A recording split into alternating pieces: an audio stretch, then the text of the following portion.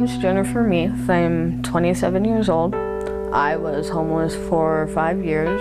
I became homeless at 19. I'm a college student now. I am going to school for veterinary degree, a full veterinary degree. I was born and raised pagan and Wiccan and shaman and every quote-unquote devil worship religion that you can think of. Most of my life it's always seemed like I've been surrounded by this just cloud of darkness and half-truths, and just like reality was a little blurred.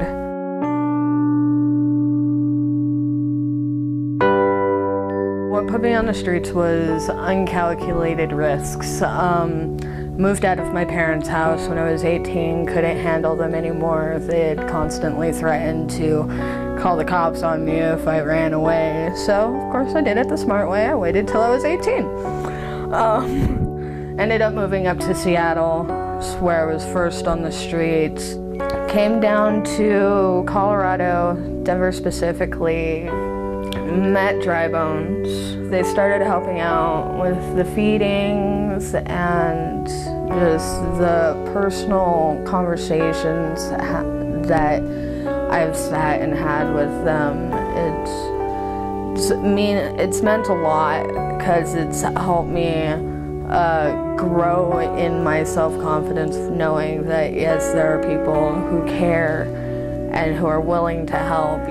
It's definitely a struggle for me specifically, having people that you know are willing to help and accepting it in the same way, because it starts to feel a little selfish when you need so much help.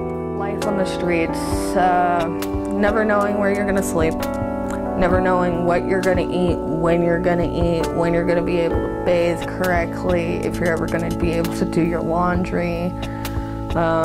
If the clothes that are on your back should just be thrown away when you get new ones, or if you should save them, worrying about how much weight you're carrying on you because you're constantly carrying this weight with you, making sure you don't own too much so it all fits in one backpack, making sure you don't get caught by the cops when you're squatting. And when you do, making sure you're as nice and polite even though they're not, so you're not getting arrested.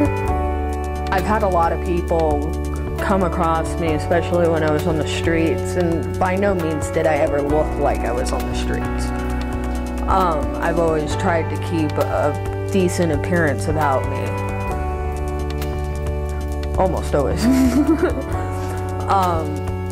And it's just, it seems like they're so close-minded and so dwelled into the idea that there is nothing in the world that could possibly cause someone to be homeless other than their own decisions. If people could understand and realize that tomorrow they may not have that $1,000, million house. They may not have that 3 beautiful, expensive cars in their garage, you know, and it would be at no fault of their own. It could just be the way the economy is rolling right now. You know, it's a struggle for people who are on the streets. It's a struggle for people who aren't on the streets. As long as people, no matter where they are and what situation they're in, understand that there are people who have hearts and care and are willing to help and have the ability to help. You know, that's really what our society needs. We need an understanding. I came to the conscious decision that, you know, I'm tired of just not having someone or something to turn to for just a little bit of comfort, and started finding that, you know, my Bible and my Christian friends were my comfort source.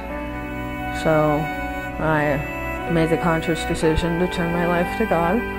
I got baptized, and life has not been easier by any means. It's actually been a little bit rougher with people who can't understand where I'm coming from or where I was in the beginning before I became a Christian. No matter what everybody else has to say about me, I know who I am. I know what God thinks of me.